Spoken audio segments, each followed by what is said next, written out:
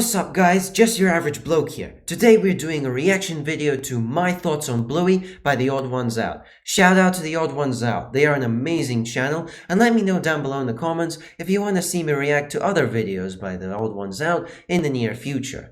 Now, for those of you who don't know what Bluey is, it's an Australian animated series currently in its 3rd season.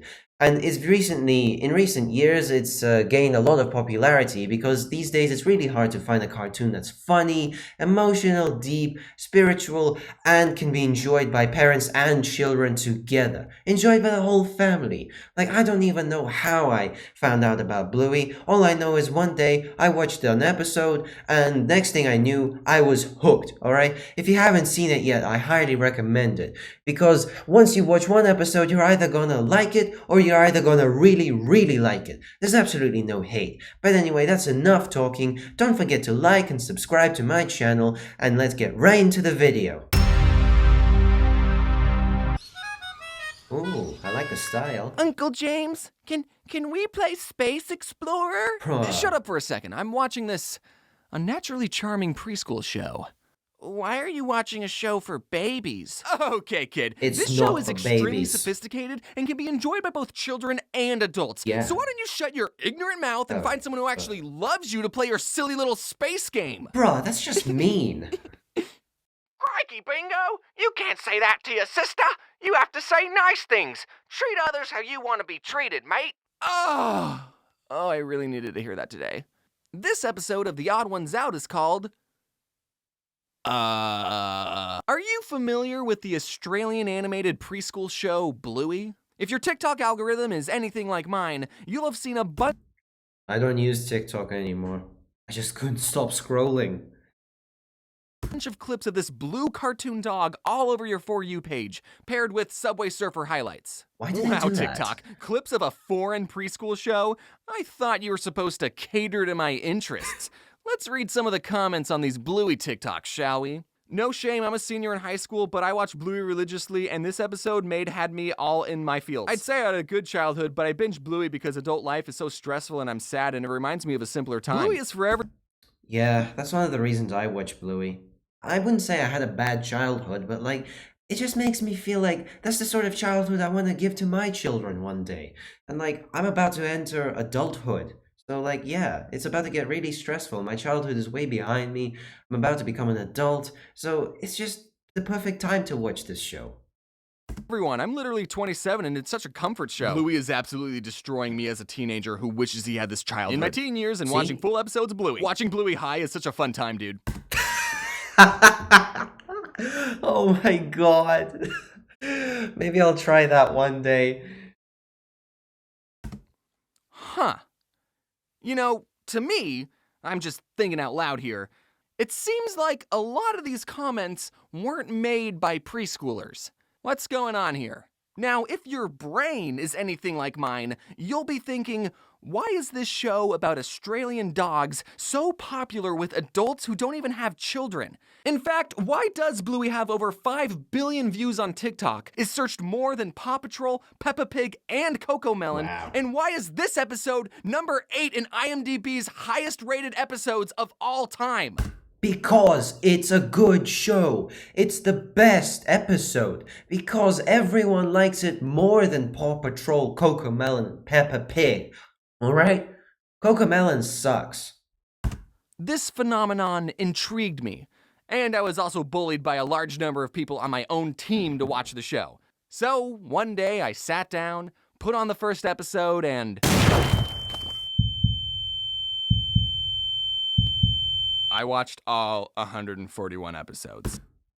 Yep, that's how it happens. You watch one, and you're hooked. You become a fan. Alright? That's how it happens. Hang on, James, 141, but there's only 129 on Disney+. Don't worry, my fellow obsessive Bluey fan. We're going to talk about that later. I work in cartoons, and I've been to furry conventions. Oh, wow. So Bluey has always been on my radar of shows I'm aware of. And just from the clips that I saw, I adored the art style, especially the backgrounds. So much so that my very own background team has studied and taken inspiration from Bluey's backgrounds. Here you can see my backgrounds taking on a more Bluey aesthetic. Wow, yeah. The Bluey art style is absolutely gorgeous, alright? And the music is amazing. Like, yeah, it's really hard to not like this show. I mean, just look at the colors, especially their greens. Oh my god! Doesn't just looking at these backgrounds bring a smile to your face? It does. While I was watching the first season, I realized, oh, okay, I see why this show is so popular. Because it's genuinely a good show. We've already established that the show is great to look at, but the voice acting, the sound design, and the music are equally as amazing. So it's also great to listen to.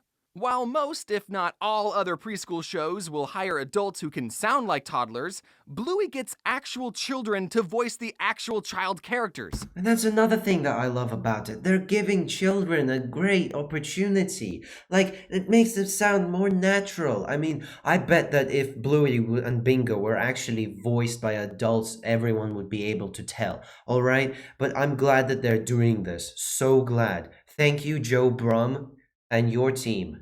Thank you. Somehow, every Australian toddler in Bluey can be so expressive and emotional. It's impressive that the show got such a talented cast of child actors who don't sound annoying to listen to. Or maybe it's just their Aussie accents that I like, I don't know. Gotta love the characters accents. have so much personality, and the comedic timing is something I've never seen before in a preschool show. I can't think of a single time Cocomelon has made me laugh this much, or even smile. The four main characters are Chili and Bandit, the parents, and Bluey and Bingo, the 6 and 4-year-old daughters. Bro, what's with the yes, fingers? Bluey is a girl. You gotta catch up, dude. Come on, it's 2023. Yeah, everyone, Bluey is a girl, okay? She is a girl. Not a boy. The show also does not hide the fact that it's Australian. It references multiple Australian locations and animals. They call flip-flops thongs, and they say things like, "Oh nor!" While some preschool shows focus on teaching kids numbers and letters, Bluey focuses on the relationship of the family and teaches its lessons through the make-pretend games that the family plays. And I want to emphasize how perfect these two parents are. These two are the most patient and emotionally aware parents I've seen ever. Look, guys, those two parents, they should be role models for parents everywhere, okay? Please. This is the kind of parent that I want to be one day, okay? I swear.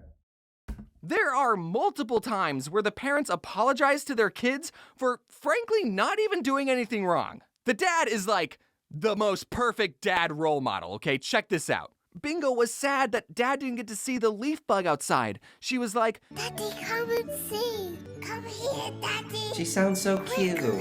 But he was too busy playing with Bluey, you know, being a present father figure in her life. And at night, she's all boo-hoo about it, and he kneels down, gets to her level, and apologizes, explaining that he didn't hear her. Now, I don't have any kids, but if I spent my weekend running around with toddlers, and then right before bed, one of them said, "You didn't get to see the ladybug," I would say, "That's okay. I've already seen a ladybug. Good night." In one episode, Chicken Rat, Bingo lost her favorite toy, and Mom asks, "Well, where was the last place you had it?" The two retrace Bingo's steps, and through flashbacks, we see this bizarre day that Bluey and Bingo had. The very first flashback we see, Bluey and Bingo are cooking a chicken rat egg while wearing weird costumes. And through this creative backwards storytelling, we piece together what a chicken rat is and how the kids ended up in this situation. It's episodes like that which really make me appreciate the care that went into this show, and really sets Bluey apart from every other preschool show. Most preschool shows stick to a formula and talk down to the viewer, because typically their viewers are short. As a childless adult, I don't want to say, "This show teaches you how to be a good parent," because I don't know how to be a good parent. But on paper, there are lessons in this show that are just as important for the parents to learn. Yes. So while watching season 1, I got a feel for the world and characters. I started to piece together, okay, this show is depicting perfect parents, it's well written and wholesome, anyone regardless of having kids can enjoy the show. Let's watch the rest, shall we?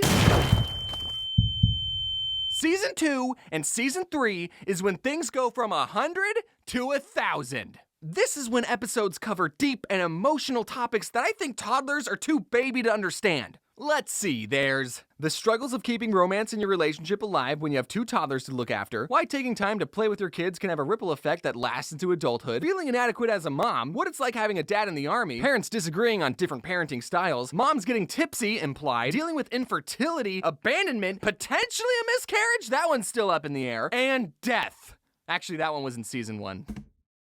Yeah, I remember. I saw some of those episodes. Like, some of that stuff I didn't even get. Like, that's how deep it is. Sometimes you don't even get how deep this show goes. Like, I mean, seriously, I didn't even realize some of those things until right now. Now I love it even more than I originally did. You can't even compare Bluey to other preschool shows. Yeah, screw you, Teletubbies. Honestly, like, now that's just creepy. I mean, come on. Seriously.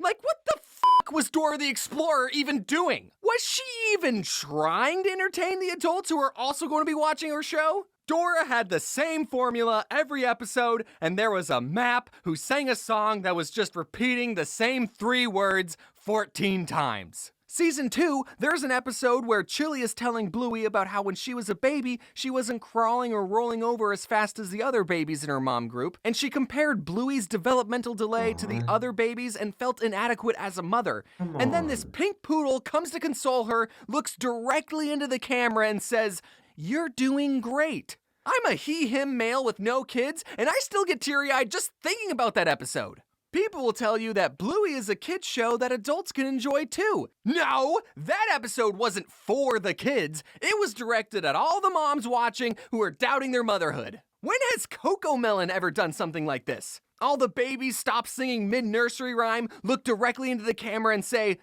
"Hey mom, just wanted to say you're doing a great job raising me. Keep up the good work." Like, no, that'll never happen. I'm still not done talking about how impressive the writing in Bluey is, okay? So please indulge me for a bit. I'm switching into video essay mode as we do a deep dive into the themes and symbolisms of one of my favorite Bluey episodes, Flat Pack.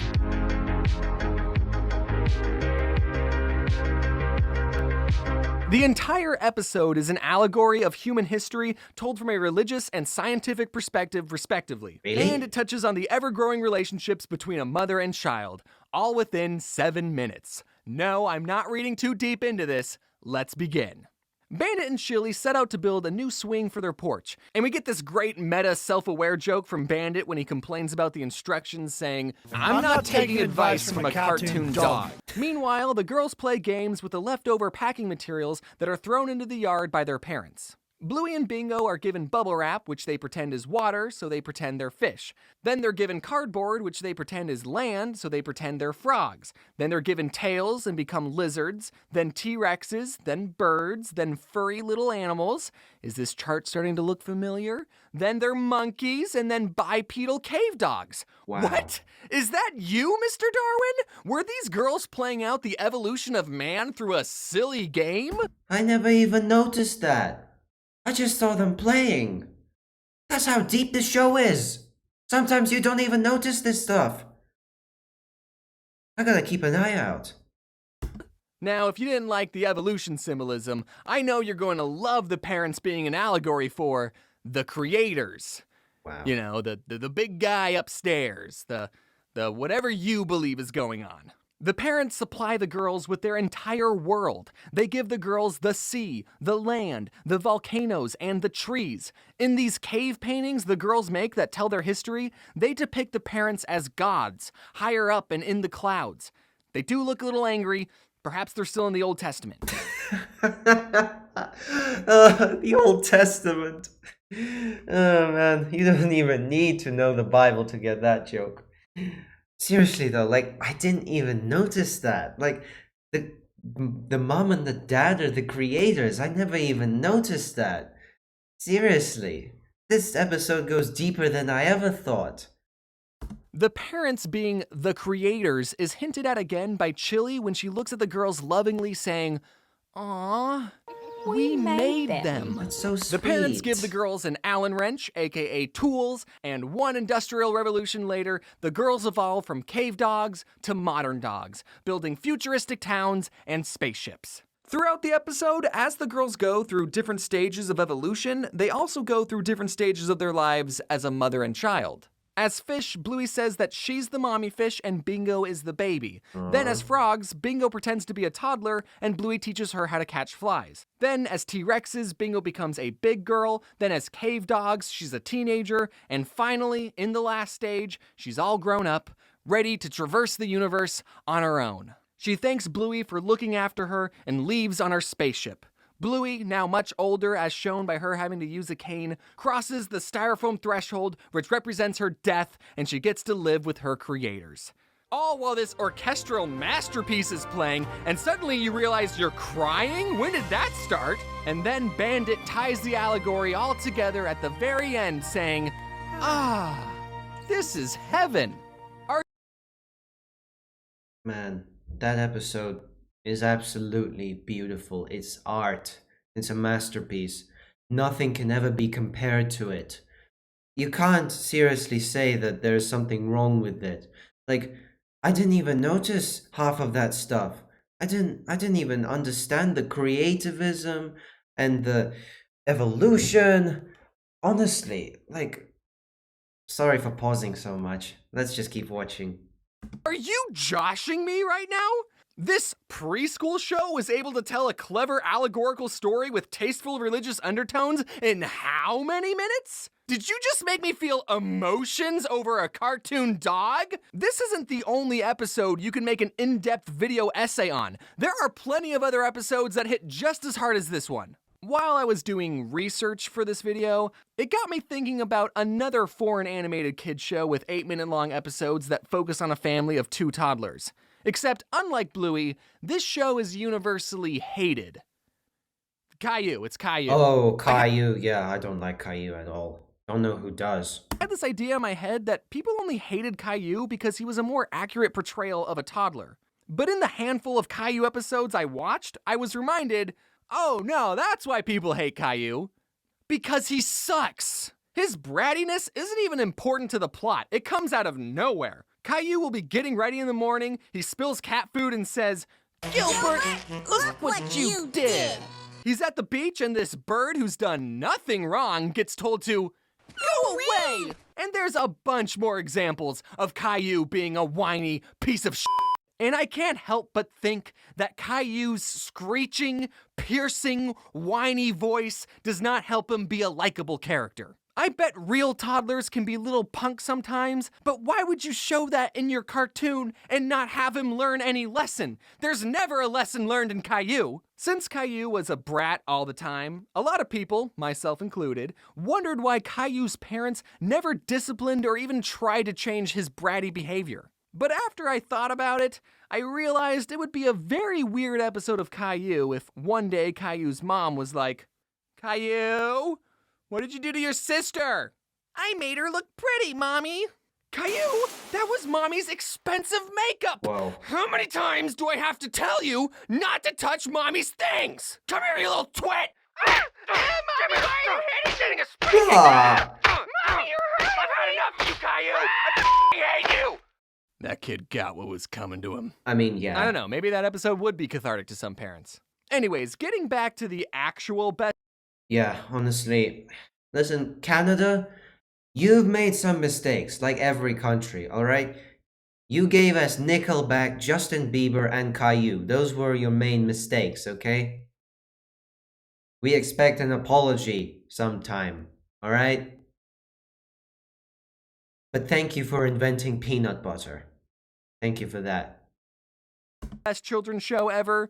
Even though Bluey is literally the most mentally intelligent and educational show for the minds of children, teens, adults, and parents, some unnamed mouse company decided to censor some of the episodes on their platform. It's the strangest things that got censored too. This horse pooping, Bandit getting hit in the groin, Bandit saying the word groin. This hitchhiker is no longer from Argentina, that one's kinda weird. This pretend cat saying it will pretend pee on the curtains. Bandit hinting at wanting to get snip snip down there. Adults, you know what I'm talking about. Yeah, like, why do they do this? It's a good show, alright? And I love how they don't just ignore these sorts of things. Like, it's just like they're just normal people living their normal life. Like, you can't ignore these funny, inappropriate things, alright? It's alright, okay? And the last 10 episodes of Season 3, which are some of the deepest episodes in the series, aren't even on Disney+. But that could just be a licensing thing, I don't know. I kept waiting for the infertility episode. I heard so much about it. I finally got to the last episode on Disney Plus and thought, oh, okay. They're saving the deepest one for last. All right, let's do this. And the episode was about the family playing courtroom to determine if Bandit farted. That was funny, though. It wasn't deep, but it was funny, alright? I hope this video convinced you to give Bluey a chance. I mean, you're still here listening to a grown man talk about it, so you gotta be at least a little interested in it. Through its relatable and realistic portrayal of family life, the show has not only entertained, but also taught valuable life lessons to its viewers. The show's emphasis on play and family bonding is so refreshing to see compared to the usual fast-paced, mind-numbing shows aimed at kids. Bluey reminds us all the importance of spending time with loved ones and finding joy in the everyday. And if you still don't want to watch Bluey, have you thought about getting high and watching it? And that's the end of the video. Thank you for watching. Like James said, I hope that it convinced you to give Bluey a try. Thank you so much for watching. Don't forget to like and subscribe, okay? Now, anyway, before I end this video, I'd just like to say, I hope that this video made you understand just how good Bluey actually is compared to cartoons these days. Like, honestly, I remember I grew up watching... I'd say that I was lucky. I grew up watching good cartoons, alright? I never watched anything stupid, like most cartoons these days are, okay? Like, don't hate me. Y'all are gonna start hating me, but please listen out to me. I don't even like SpongeBob anymore, okay? Now I just look at it and I think, it's just stupid. Like, after the first few seasons, which were actually pretty good, it just got dumb, okay? And, I mean... And Bluey is just so much better. I'm not ashamed to say that I love it, and I'm gonna keep watching it. Anyways, thank you so much for watching. Don't forget to like and subscribe, and I'll see you all next time.